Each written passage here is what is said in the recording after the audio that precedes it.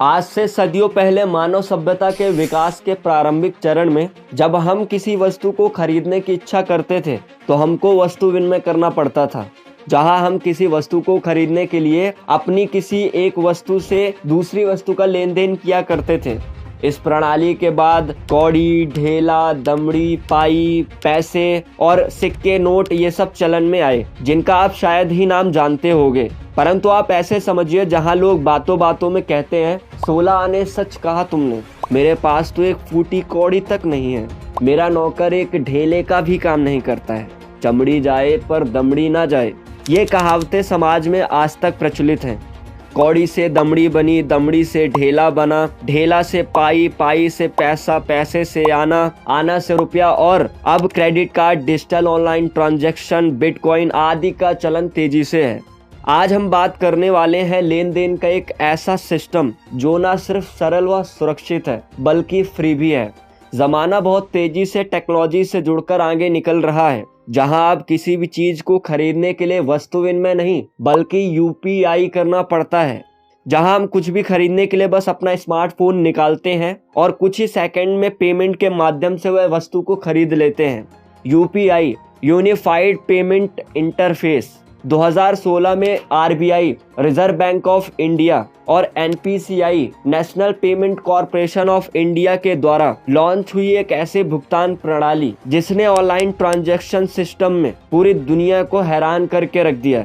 एक महीने में 100 बिलियन से ज्यादा की ट्रांजैक्शन, वर्ल्ड का largest real time payment system, fast payment, 24/7 की फ्री सर्विस, डेली 22 करोड़ से ज्यादा की ट्रांजैक्शन। यह हम सब जानते हैं कि अमेरिका शुरुआत से ही फाइनेंशियल वर्ल्ड का किंग रहा है।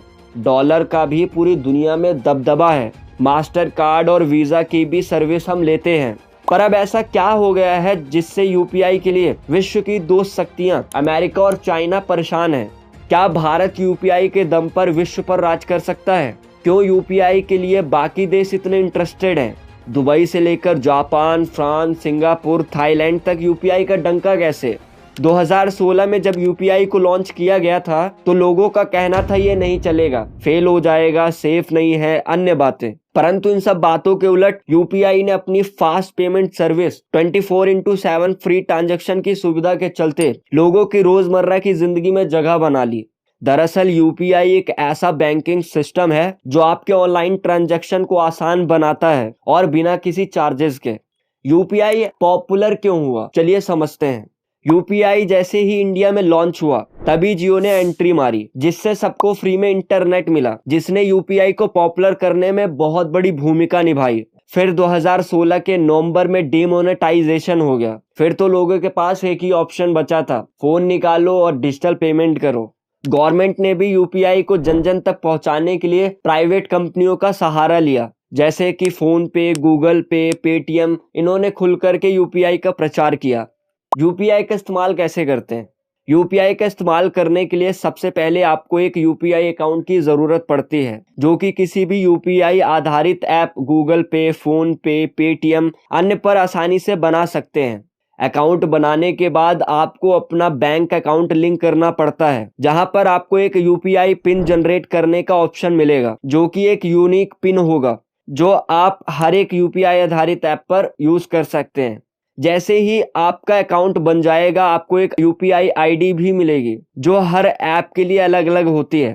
यूपीआई अकाउंट बन जाने के बाद आप कहीं भी अपने यूपीआई पिन और यूपीआई आईडी की मदद से पैसों का लेन देन कर सकते हैं।